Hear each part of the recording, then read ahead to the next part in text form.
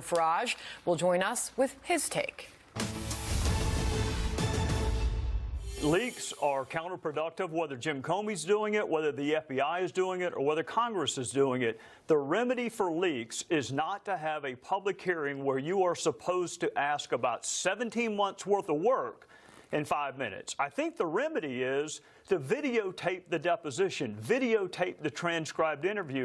Trey Gowdy there offering a solution for getting answers out of James Comey, the former FBI director refusing a subpoena to sit down for a closed-door interview with House Republicans. Louisiana Republican Mike Johnson, also on the House Judiciary Committee. Sir, how are you? And welcome back here, live from Shreveport, Louisiana. What do you think happens here? What gives on this?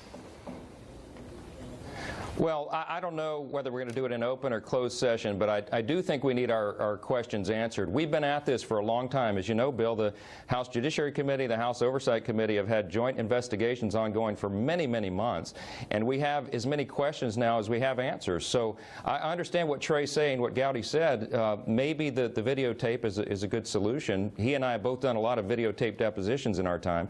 The concern here is that if portions of the tape are presented later, excerpts are used. Of course, critics will say that the video was edited somehow. So it's almost a no-win situation. The point is, we have to have Comey under oath. I like the closed-door session myself because I think witnesses are more candid, and we have a lot of important and sensitive information to see. Okay, so then if you do closed-door session and there is no videotape, you know, the leaks can go in any direction you choose.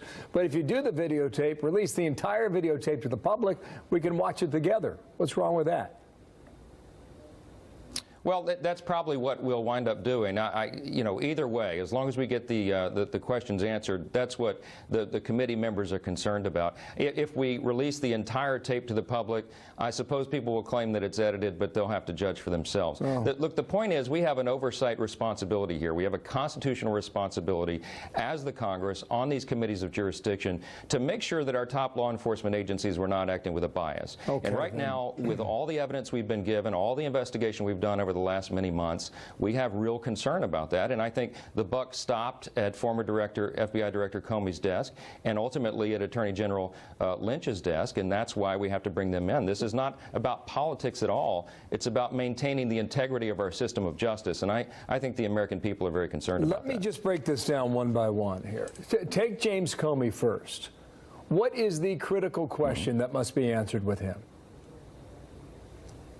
Well, look, we know from the evidence that's been gathered and presented and reviewed thus far that Director Comey, when he was in charge of this, he exonerated Mrs. Clinton, for example, in the Clinton email scandal investigation. He exonerated her before the FBI investigation was completed and even before key witnesses, including Mrs. Clinton herself, were spoken to.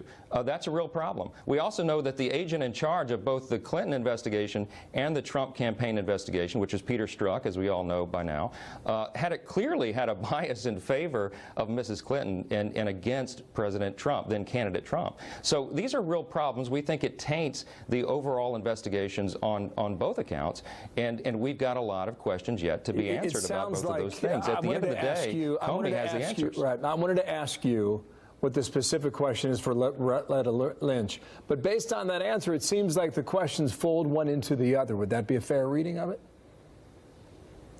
Well, I think they're all connected. They really are. And again, at the end of the day, this is about the American people's faith in our institutions. It's bigger than these investigations, Bill. It's bigger than these particular cases. It's about the people's faith in our system of justice. And that's ultimately, at the end of the day, what keeps us up at night. That's what our responsibility is as the Congress, to make sure that this system of justice is being implemented with integrity. And that's an important thing that we've got to get down to the bottom to. Everyone will ultimately draw their own conclusions, but the American people deserve the facts, and that's what we're after. Last question. Republicans are lame ducks in the House. How much does that concern you, getting the answers now or never? Well, we do have, I think, the clock ticking towards the end of the year. I commend Chairman Goodlatte on the House Judiciary Committee for calling for these hearings, and we've, as I said, we've been at this a long time.